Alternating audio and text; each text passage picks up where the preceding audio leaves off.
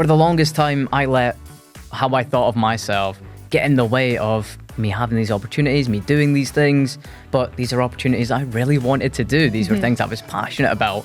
But you just kind of got to back yourself, put a little bit of trust in you, because you've got it. But it's probably one of the best ways to go out and make friends. You don't know these people in real life, but they know you through gaming, and you're able to spend your time together and really make a quite close-knit bond that you wouldn't be able to just in person. Hey, I'm Katie J, and welcome to Young Scot's podcast, This Is How I Feel.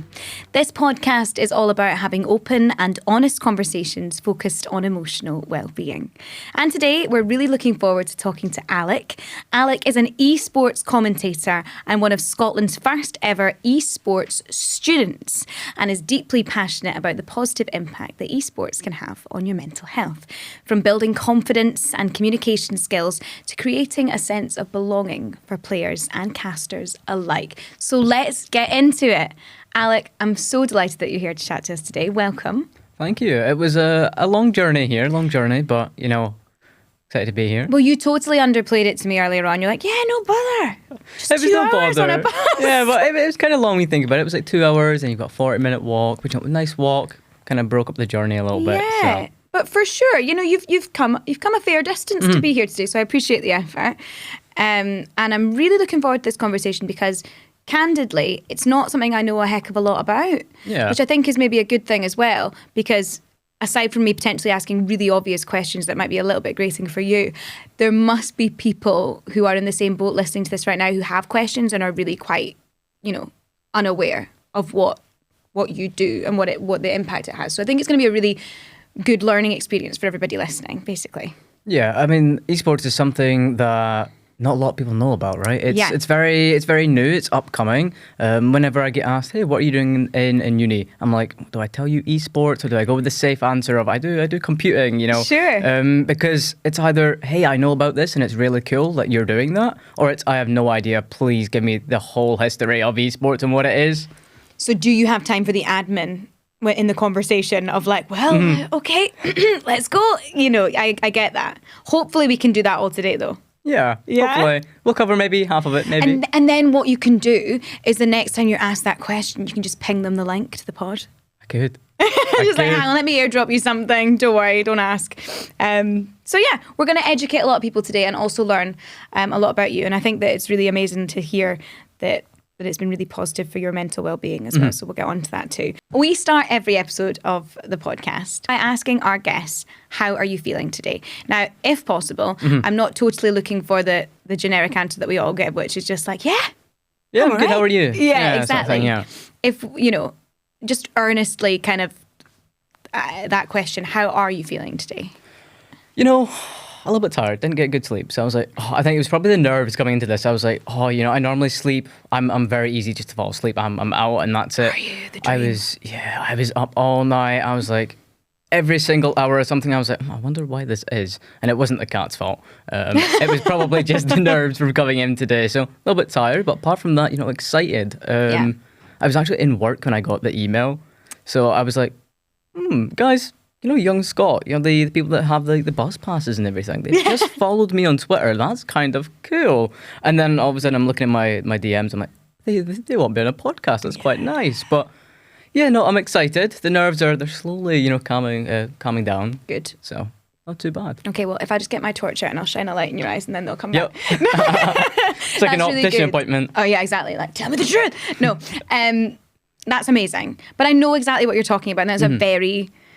An experience and a response that people can definitely relate to is that sense of it's unknown, right? Yeah. And that's what was probably on your mind last night. But I'm glad to hear that you're comfy in the chair just now and that we can kind of push on past it. But I think that sometimes that nervous energy and that stuff can be useful to channel into a new experience. And I'm really chuffed that when you got the email and when you got the message, you were excited about it, because that's how I feel about working with Young Scot as well. Yeah, no, it was so surreal. I was like, these guys that, I used their Young Scot card every day. I used that to get here. These guys have seen my stuff. They want me on. I was like, it's kind of surreal when you get to that moment of, hey, these big established brands have seen your stuff and they kind of want to invite you in. Yeah. So you used your young Scot to get here I did. today? Yeah. I love that. Still under 22, so I still have a couple of years left. So it's brilliant, right? Mm-hmm. And I think that people maybe don't realise how much they can get out of, that card and that relationship with young Scot. And it's awesome to be sitting on the other side of it now as well and actually kind of, doing stuff with young Scot. So I'm really, really pleased that you're chuffed about that and delighted to know that you used your card today. I did. Can you tell us a little bit about what you've been up to recently? You're based in Dundee and you are in the world of work. Yep. Talk to us about it. Educate us. What are you doing? What is esports? What is esports? I'm an alien. Yeah. Tell me. It's, to put it like very simple terms, it is competitive gaming where essentially, everyone plays games, I think. Everyone starts at least playing some form of game in their life. Sure. Gaming just resonates with people, sometimes a lot more, and it sometimes can be used as an escape for, whatever reasons. And then these people, they go on to play to such a high professional level where they can start making an earning from it. They can start, joining teams and whatnot. It's something that a lot of people don't really tend to think this is an avenue for a career until you kind of sit down and you look at all these young players coming in, 17, 16-year-old. I mean, they're earning millions and millions of pounds just from sitting and playing games. And it's not your like conventional career path. But it's very interesting to see how like all these 16-year-olds are like, I'm 20 now. Like, I'm past my prime for all of that. These 16-year-olds are earning so much money just by playing games. Yeah. And it's interesting when there's a career path there that wasn't even on the cusp of happening when even I was at school. That's what's really interesting. And I'm not to age myself 100 years. It's not that bad. Like, there's not that much of a difference. I'm going to feel so young now. But stop it, get out. But it's one of those ones where, say, like when I was in high school, I was watching like people like YouTubers, for example, and watching that, enjoying that. But even at that point, those guys wouldn't have even thought that that was a career in the making. And so I suppose it's quite a similar trajectory of what guidance counsellor or careers advisor in school was pinpointing people towards this. Nobody, because it wasn't a thing. Oh yeah, of course, no. It's an evolving trajectory that you're right in the heart of being a part of, which is really cool. Yeah. It's kind of interesting. Like, I mean, school counsellors, they never really told you, hey, this is something you can do. Yeah. I was so, coming up to the end of my high school, I'd done all of S1 through S6. I didn't know what I wanted to do.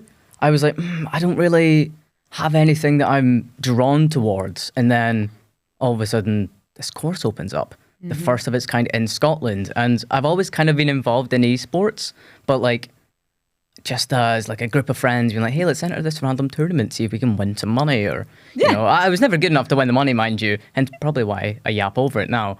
But yeah, no. But you understand how to be. I understand how to be. I just can't put it into play. Sure. But yeah, no, these skills, they never really told you that this is something that you can do. So then when I was coming up to my final year, I see this degree open up. I'm like, I'm just going to go apply for that because esports has been something that I've always kind of been around. And I suppose here we are. Oh my gosh, it's amazing. It's pioneering stuff, really, because to be part of that first cohort, there's a bit of weight there as well. Yeah. It's like, in a sense, I suppose you're essentially guinea pigs as well. Yeah. But also you are, this is you at the start of something that could just be so many people coming behind you will just see that as normal going forward. It's really, really cool. But also very interesting to know that this was something that you were kind of doing, it was humming alongside your schoolwork anyway, and it was always kind of a part of your identity. We are, I think, trained quite early doors to keep certain things as hobbies and not let that kind of, eke into the sensible career route, though, because that is something that you do in your downtime with your pals, and it's a bit of fun, but it's not actually going to be your career. And over recent years, we've noticed in many different fields that started to change. People are making money from their personality, from being themselves, from following their hobbies and their passions, and that can very easily become a career. So was it the course coming out that made you think, oh, this is a thing, or were you going to try and figure out a way to involve gaming in your career trajectory some way? Had you allowed yourself to even imagine that could be a thing? I really didn't know.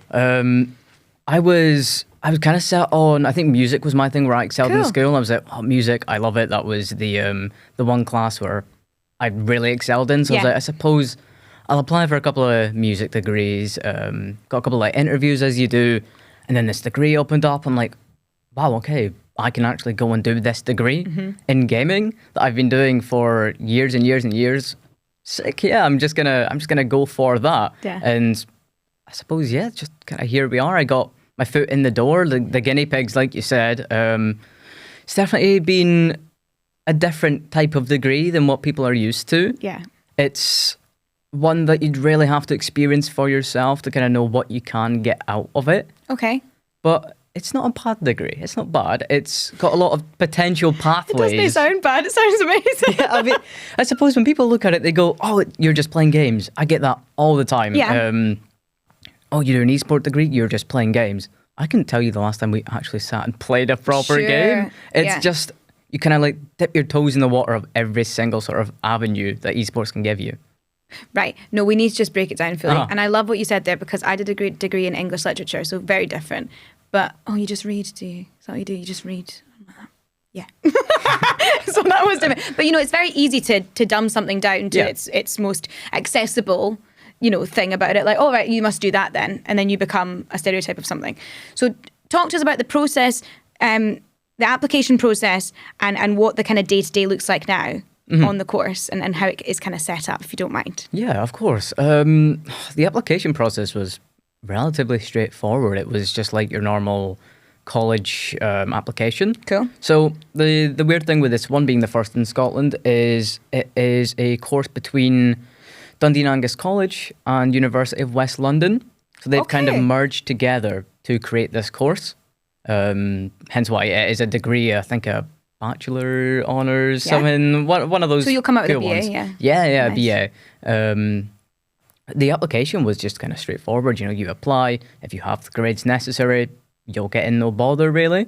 Luckily, I was okay in school. I had done a fair bit of There we go. subjects. Yeah, there we we love go. music. Love music, yeah. especially. Nothing to do with esports, but excelled No, in but that. like you had the qualifications that you needed, crucially. Yeah, barely, but I got there. Please stop talking down to yourself. No, I know. You did it. I did it. I'm here. But yeah, no, it was just like a normal college application. You fill that out, and then that was it. Year one, guinea pigs of esports in Scotland. How many of you are there? Oh Lord, Is that a big class? not really. No. In the first year, there was definitely like probably around that 30 mark, Okay. and then slowly as the years, I'm in my third year now. Slowly as those years have kind of gone on, it's dropped significantly. Right. Okay. Well, I think that happens. yeah, I think it just happens Yeah. with all universities. But with this being like a guinea pig course as well, I kind of see why that's happened a little bit more. Okay. People are grasping for certainty, I guess, maybe. Yeah. Yeah. A lot of the coursework is, I mean, it's there, but it's the first year they're running it, so they don't know how well this coursework is going to be. Like for an example, year two, we had a dissertation due. Oh, this sounds easy, sounds nice. We're going to get placements for it. We just didn't get placements. Okay. And the reason being is just because esports is still such a niche sort of subject. There's no placements, right? Yeah. So the relationship building is on a journey there as well to kind Yeah. of get those ends. So, but you are. Did you go? So you're learning more than you thought. The breadth of what you're learning is maybe more than you thought when you initially went in. You thought, "Oh, brilliant! I'm going to be playing games all the time, and I'm Yeah, going yeah, this is my life." What kind of stuff about industry does it teach you then? What are you learning? We do a lot of business side of things. Okay, that's A lot great. of business, everything from like health and fitness, funnily enough, which you wouldn't really associate with No. gaming, right? Health and fitness, your business, digital marketing. We've done a little bit of commentary. That's how I got into this. Year one, we had a big semester on like commentary and casting and all that. And I was like, this is quite fun. This is quite nice. I think I found my niche.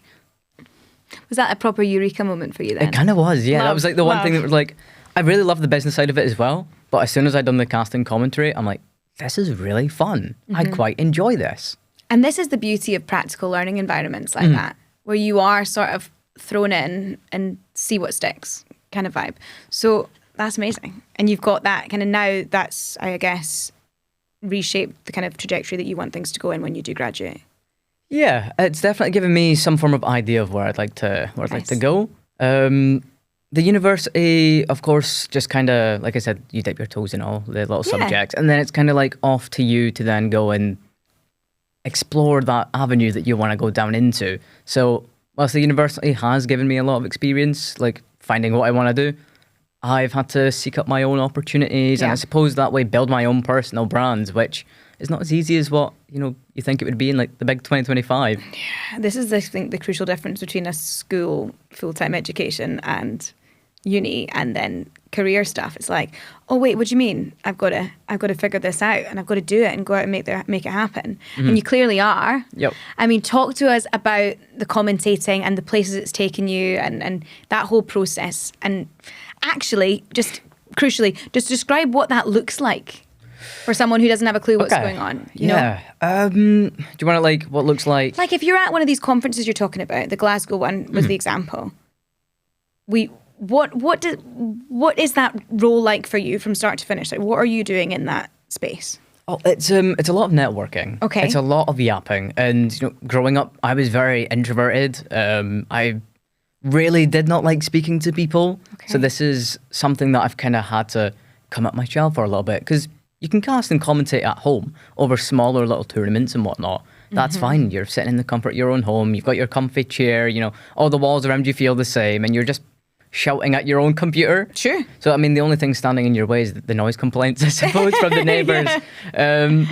But yeah, no, you're dead comfortable in that situation. So going to one of these live events, especially for the first time, it is surreal. You are kind of forced into just talking to people that you have no idea who these people look like until they come up to you, they introduce themselves. Because you're used to a username or essentially, It's, you've got to put names to faces really, really quickly, and then all of a sudden it's, okay, you're on.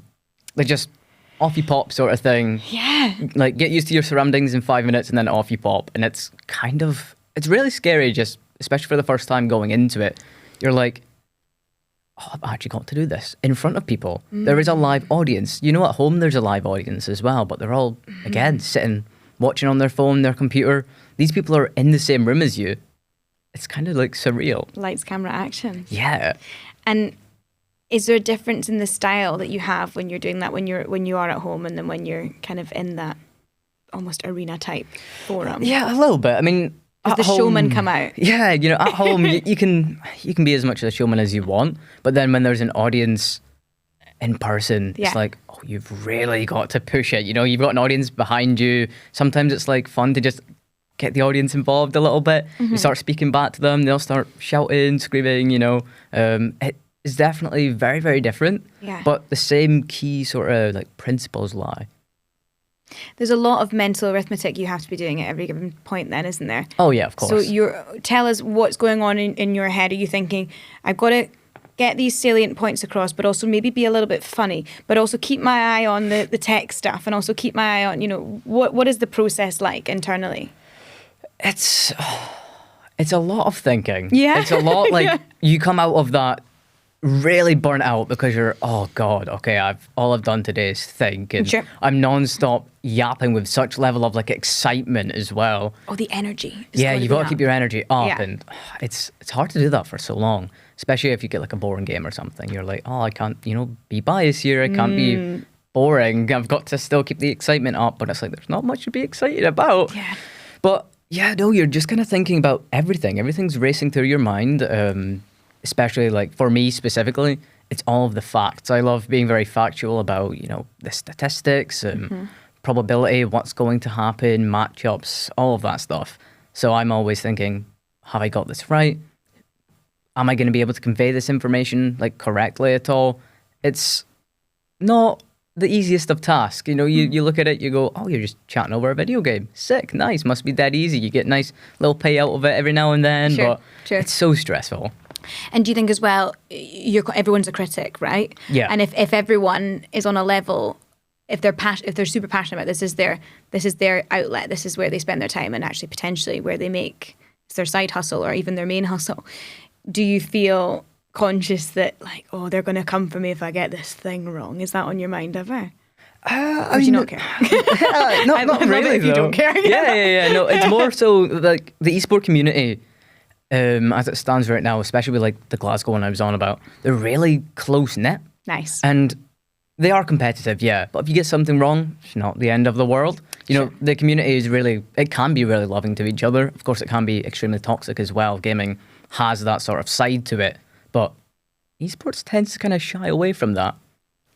That's great. That's amazing to hear. Because on a previous series of This Is How I Feel, we spoke to some amazing people, obviously, but like some gamers as well. And my kind of potentially really stereotypical, really like, I don't know where I got this from, idea was that it was quite an isolating thing, potentially, or, you know, you kind of took yourself away from reality and went and kind of lost hours to a screen, and was that healthy, and was that really enriching people's lives, or was that a distraction tactic, things like that. And every single person that I've spoken to said you could not be further from the truth, like this is not true, but it's what a lot of parents think potentially, or it's what people worry about, but the community aspect and the positive impact far outweighs any kind of idea that it's not that.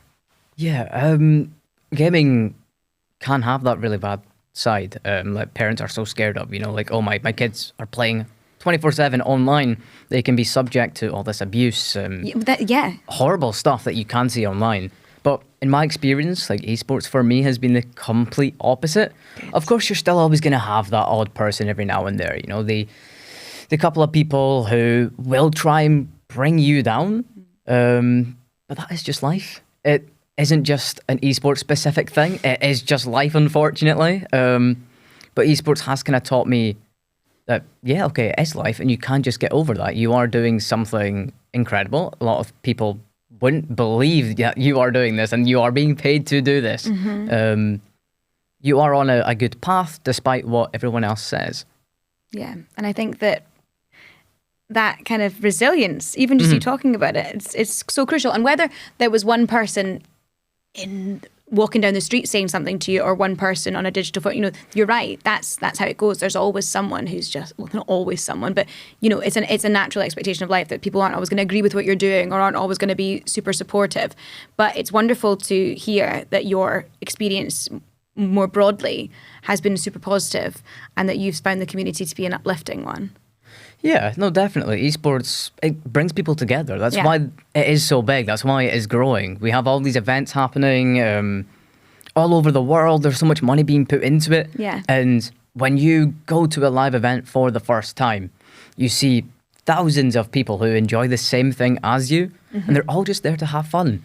They can support a completely different team to you. And obviously, like common sports like football here, you'd be shunted for whatever team you supported. But in esports, okay, you'll have the odd little comment like, you know, way your team's losing, sort of all that fun stuff that you normally typically do. But you are all still there to watch the same game, and you're all there to enjoy it. And it's just a really tight knit community. There's a level of like guaranteed camaraderie there. Oh yeah, of course. That's lovely. You mentioned earlier on that maybe growing up you weren't the most confident, the most, you know, like outspoken kid, and now you've this has helped you to kind of find your voice, find your identity. Can you tell us a little bit more about that, because that's really lovely? Yeah, growing up I definitely I didn't involve myself in a lot of things. Okay. A lot of my time was spent with gaming, which, you know, funnily enough, that's why I'm here. But because of gaming as well, I was able to be myself through that. With all these friends online, you make friends from all over the world online as well, which is, parents are scared of that. But it's probably one of the best ways to go out and make friends. You don't know these people in real life, but they know you through gaming, and you're able to spend your time together and really make a quite close-knit bond that you wouldn't be able to just in person. So that was where I kind of found my comfort as a kid. I found my comfort in playing the games with friends. I didn't really do many like extracurricular sort of stuff. It wasn't really for me. It wasn't my thing. However, like I done cadets for a little bit. That was okay. That was like cool. I started to come up my shell a little bit there, but I was like, yeah, it's okay. Yeah. I grew up really sheltered. Okay. I did not go outside at all, and I kind of fell into that typical stereotype of like gamers. Just was not athletic at all, was quite overweight, just the whole bog standard stereotype for gamers. So then going out into something like cadets, I was quite out of place. Okay. Still a good time nonetheless. So you still enjoyed it. That's really good, because it's like what I mean is it's reassuring, because it's one of those ones where you're like, actually sometimes when you take a little risk on yourself, it pays off. But also you had this ecosystem that was working for you, and that you were like happy in your environment that you'd created. But it's good to know that you could going forward, you've been able to bring that into the real world in other ways as well. Yeah, of course. It was so surreal going from something like cadets that's so strict and like so regimented, fundamentally. Exactly, and then you come home and you're like, okay, who wants to play a game with me? Who wants to play games? Who wants to just go and let your imagination run wild? Because they're two polar opposite things. Yeah. But I mean, for me growing up, didn't really do a lot of things, spent a lot of my time inside, and of course COVID-19 happened. And because you're right in the I was, oh God, what was I? Maybe S4, something like that. So I'm looking like just the start of my exams. That's a wild timeline. Yeah. Actually. So hang on, let's do the maths here. So for your both sets of exams were during lockdowns then? Yeah. Okay, so then when the esports thing came up, were you back in the classroom at that point? Yeah. Okay. It was like the end of that.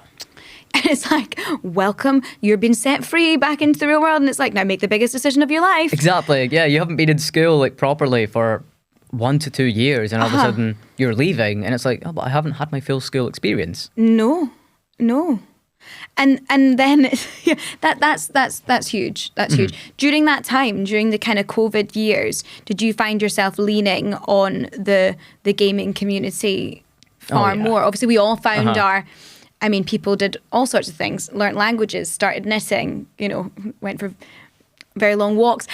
Everyone kind of had their thing. Did you find that it was really comforting to be able to lean on that community during that time? Oh yeah, of course. Like it just kind of made all my close-knit friend group even closer, because all we could do was just sit and game. Yeah, it's like we couldn't go out and do nothing. We were allowed half an hour walk a day or something. We couldn't do anything. It's true. So gaming, I'd wake up 10 a.m. I'd stop 10 p.m. Like it was just my life for 2 years was just on and off of a game. Yeah. I can't imagine that electricity bill was very nice at all. So true. And that's like, now you're like, sorry guys, I understand this now. Yeah, growing up, I'm an adult, I pay my own electricity. I'm like, oh God, I feel so bad on my mum. I'm like, God, that must have been yeah, rough. but don't expect a repayment, the time is gone. Yeah, no, you're not getting that back. No, I've taken that and I'm leaving. The moment's gone, it's over now. That's interesting. I wonder whether, does any part of you think that potentially if that hadn't happened, the lockdown and stuff, you might have been on a different path? Maybe, yeah. I was, like I mentioned, I was very musical. I always done a lot of, I didn't really do any extracurriculars, but I'd done a lot of like private lessons and stuff. You played, yeah. Yeah, what did you play? I played, God, what did I play? What do you play? Because you still play. You can still play. I could still play if I tried. Trumpet was my big thing in school. Love. Had the private lessons for that, and I did do the band for that as well, which is my only like one extracurricular I did enjoy. The band was a flex, though, to be fair. A little bit, yeah. I A like little bit that. of a flex. Being first trumpet as well, it was First kinda trumpet? Like, oh, thank you. Oh, wow. Yeah. Okay. But no, music was that was great for me. I thought, hey, that's what I'm gonna do. My mum and my dad, they always thought, hey, you're very talented musically. Why don't you go do that? Yeah. And I done a complete 180. But then it's funny the way things work out, because, the way that you're talking about it and the passion that you have for it, this was clearly a path that you were meant to take. But it is interesting to think on it and kind of go, I wonder whether if all that hadn't happened, you might have been, on a totally different seat right now. Talking about something. You might still be here, but talking about music. Yeah, it's interesting to consider. But no, it's wonderful to hear how kind of positive an experience you've had with that community that you by and large helped to create and are on the fore of creating for people coming forward. It's a very competitive field as well. I mean, for something that wasn't a career path 5 years ago, really in a tangible way for people, to become something that people are going, oh, hey, how do I get into that? And that's really lucrative. And and then the stakes are higher and there's more people at it and there's more competition. How do you feel about that? Like, does it affect your judging? Like, how, do you feel the weight of that ever? That it's like, oh my gosh, actually, this is becoming quite intense. Every now and then, it's definitely not something that I really tend to think about, because you can't really do anything about that, right? True, yeah. You can't do anything about it. You've just got to be yourself, put yourself out there for opportunities, and kind of hope they come your way. Yeah. It's something that, of course, is kind of in the back of your mind, like, oh, there's so many other people that are better than me. There's so many other people who deserve this spot. Why am I the one in this position? But, I mean, you've just kind of got to always back yourself. Of course you do. But it's a hard thing to do sometimes. Yeah, no, of course. Like, I've never had anything like this before in my life, of being able to sit down and just yap and get paid for it. Yeah. It's great. Like, I'm such a yapper now that I've grown up, was not yapper at all, and now I'm such a yapper. I'm like, oh, I get paid for this? Great. That's amazing. And it must be, moments where you can really reflect on that growth on you individually as well. And also how nice to know that people are like responding to what you're saying, enjoying what you're doing. And it's forged a career path for you now. Yeah, it's surreal to it's surreal to be like, these people enjoy what I do and they're gonna pay me money for this as well. Like, you're just yapping. Tell me, are there big bucks in this game? There is big bucks. There is a decent amount. Give us the gossip. The gossip. Oh. No, but bring up the invoices. Like, do you meet people and you find out what kind of money they're making and think, a little bit. That's possible. That's cool. Yeah. For me, it started really weird, because my first ever paid gig that I got was a big one.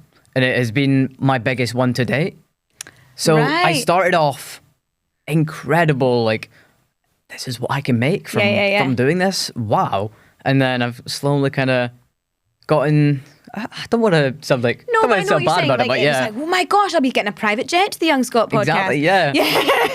But yeah, I mean, that's amazing still, though. And it's kind of like working out whether or not to, and I do this. I think it's to do with being freelance and being creative and all that stuff.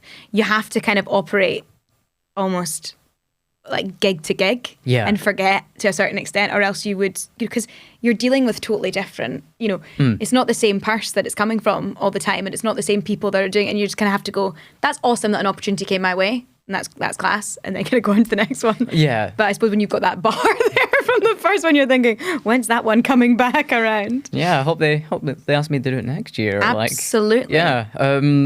Of course, with everything you do as well, like, it's just different people, different demands and stuff. You've got to, I mean, for my first one, it was stressful. It was like, I'd done a lot of voluntary stuff beforehand for casting. That's kind of how you get into it. And then this one was, you have an exact sort of timeline of what you need to say, when you need to say it, what's going to be on the screen. I've got like 3 monitors and it's open on like the left one, it's open on the right one. I'm sitting there going, God, like, I need to keep track on all of this and still look at a camera. It's a lot to do. Yeah. So you earned that paycheck. I did. Basically. I earned that paycheck, yeah. And as the time's gone on since that one, are you really seeing a difference in the way that you're honing those skills? And does it feel a bit more like second nature to you now? Is it getting there? Yeah, I mean, I'm a lot less stressed. Of course, when there's a camera in front of you, sometimes you aren't going to be stressed, right? Not saying I'm stressed now. I mean, I'm coming down a little bit. But you're not looking directly at it. Don't look at it. But no, it's kind of something that I've gotten used to now. Yeah. It's always surreal going to an event and then having a camera shoved in your face, 17 lights, you've got producers speaking to you and you've got a network. Like, that's always going to be a bit stressful. But as the years go on, it's kind of become a little bit of second nature. Nice. That's amazing. I know that we were in your DMs, Young Scot, and we asked you to be on here. Do you get a lot of messages from people, coming through? Maybe they're potentially still at school age just now, asking you questions about the course, the career. Are people on you for the advice? Like, do they want to know? I mean, not really through Twitter. Through the university, of course, we are the third year, the final year. We're kind of like the ones that kind of paved the way for the new ones coming in. So I've done a ton of presentations to them, being like, hey, look, this is what I've done. This is what you guys can do. We actually, for our second year, ran an event for school kids all around Dundee, just being like, hey, this is going to be a friendly competition. Who's the best school in Dundee that can win these 2 games? Class. And I went into those schools telling them, hey, look, this is what I've done. This is what we're inviting you to do. it's surreal because one minute you're this shy, introverted kid, and now you're speaking in front of all these kids in high school. And it's a universe where if you were putting yourself back in that high school seat, that wouldn't have been a thing you would have thought you could do. Oh, not at all. That's amazing. How important do you think that mentorship role is with what you do, though? Do you value that? Yeah, I value it quite a lot more than what I thought I would. Yeah. It's something that's kind of nice that I get to share something that's helped me so much with other people and hope that it does the same thing. I love that. It's kind of bittersweet, like in a way. It's like, oh, okay, you're getting the jobs I'd kind of want, but it's okay because you're doing great. Like, yeah, go for it. 100%. And it's like that. I wish I had this person, but also so cool to be the person. Yeah. You know, and to kind of have that positive impact on people. Are there ever moments when you're kind of in this, potentially when you are conscious that, you know, there's maybe more you could be doing for your mental wellness, or do you feel like the community is strong and supporting you, or how are you at with kind of mental well-being and gaming? I mean, in terms of like linking the two together, I'm learning like how to kind of focus on myself when it comes to gaming, when it comes to casting. Just set all of my problems at the door when I've got a gig, which I suppose everyone has to do on a day-to-day, no matter what. Sure. I mean, you got to have different hats on, I guess. And, and it's like, and if that makes you feel, sometimes you have to, I get the compartmentalization thing. I get it. It's like, oh, actually now, Alec, you're in this mode for this next hour. And then you'll ride the buzz of that into the next one, and maybe it'll not feel so heavy sometimes. Yeah. Because you've done a good job. Yeah, of course. You're kind of like, oh, the problems can wait. Oh, look, I put that in a box and it's working. Yeah, exactly. We'll close that over and maybe we won't open that again for a while. But the esports community is great for it, though. The buzz of doing well. Yeah. And do you ride that high when you feel yourself succeeding in that way? It's, I mean, we all have that. Of course, it's the best feeling. You go into it and you're like, oh God, I'm so nervous. You come out of it and you're like, that was great. Yeah. Am I the best in the world? I might just be. I think I am. I earned that paycheck. Yeah, that's exactly what I'm thinking sometimes. But the esports community, they come together for everything. Mental health is something that they really focus on. Yeah. If I was to be extremely nervous before a cast, there would be so many people there to be like, hey, look, you got this. A big thing, like I mentioned as well, obviously growing up very overweight, very unathletic, looking at myself was something that I just could not fathom. Hated that. So then being in front of a camera, it's been something that I've had to learn to kind of love in a way. My first ever cast was that Glasgow one back in 2014, my live one. And I loved it. It was great. I put faces to names. And then you get the photos afterwards and you're like, oh, this is going to be incredible. Like, wow, official photos. This is real. I've made it. And then I couldn't help but think, I'm not like happy with these. Like, I don't look the best in these. Like, I just wasn't happy with it. And for the longest time as well, I know this is getting really deep, but no, this is important because I think I can totally relate to what you're saying as well. So I really think it's valuable. Yeah, like with the online casts at home, you could see yourself in your camera when it was like on the screen. So I'd open like a notes tab. I'd cover that just so I can like focus on what I'm saying. Yeah, you know, it's a very hard thing to do. Actually, just to actually look at yourself in the mirror sometimes when when you don't like yourself. Oh yeah, all that of course. Much. You know, that's a really stark thing.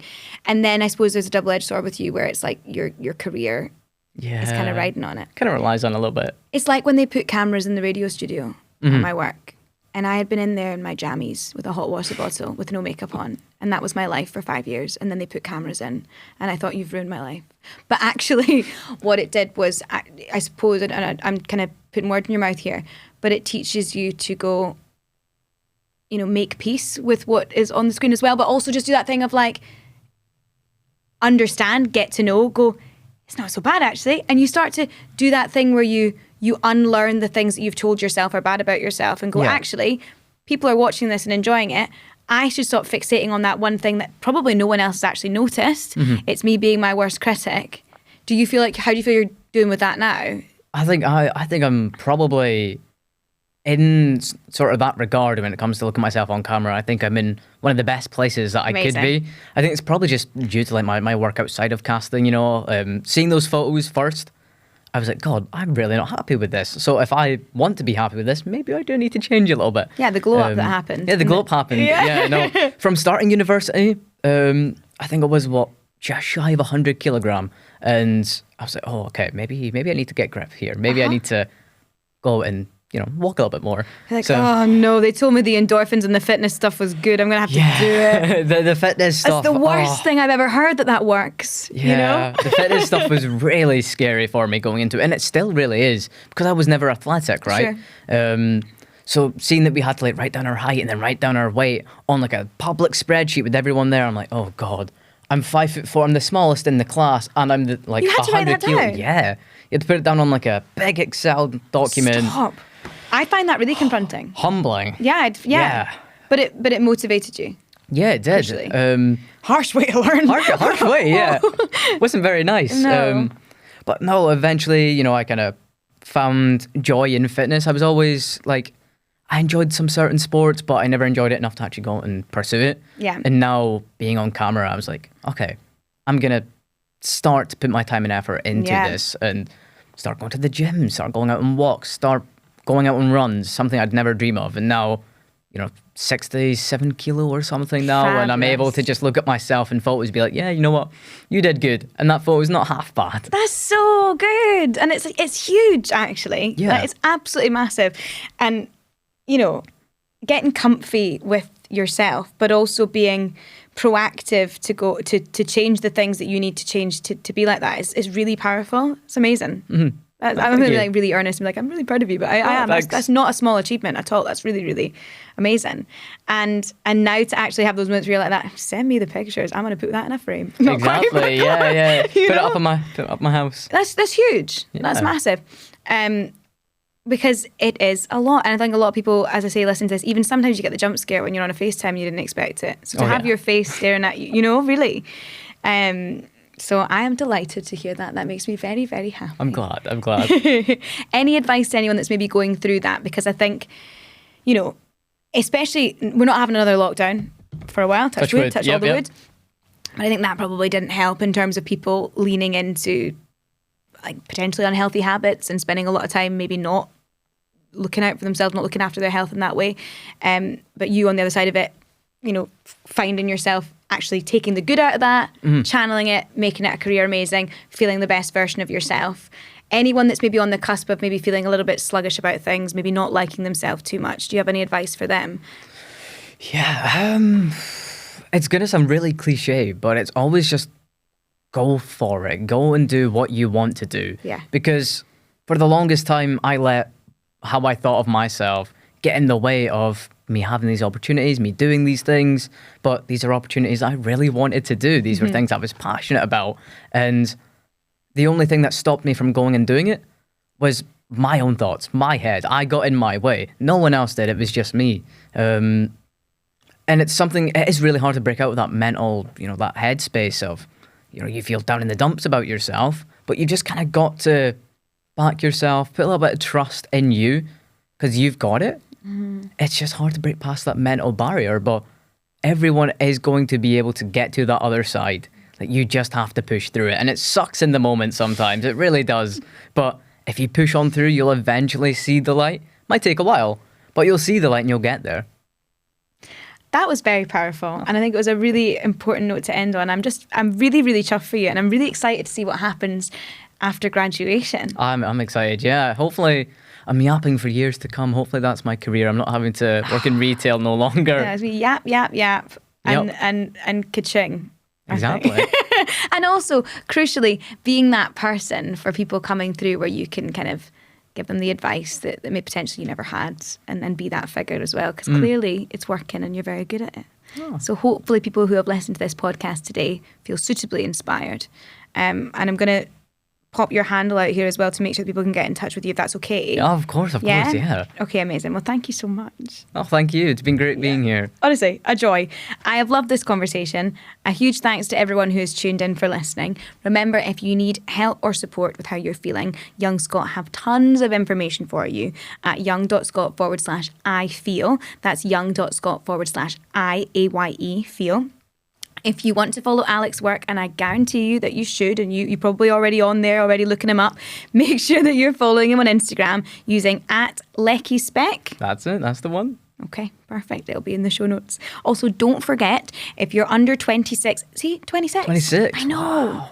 You've got years. You guys are doing great things. It's amazing. It's really, really good. We got you here. You It's got us. unbelievable.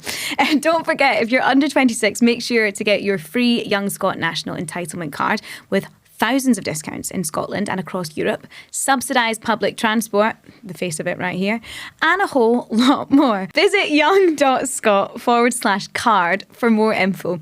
Finally, Young Scot members can claim 100 reward points for listening to this episode. You ready for your code? Oh, hit me up. By visiting Young Scot membership and typing in Esports Oh. as your points code. We've had some rogue ones before. I feel like that one, that's a good one. It's a strong one. It Yeah. definitely makes sense. If you're not a member yet, visit young.scot/membership to get started today and earn points for activities and access exciting rewards. I haven't checked if you can use your own code, but worth a shot. I try it.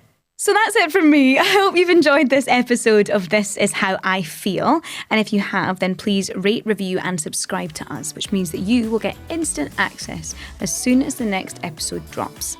Looking forward to next time already. See you then.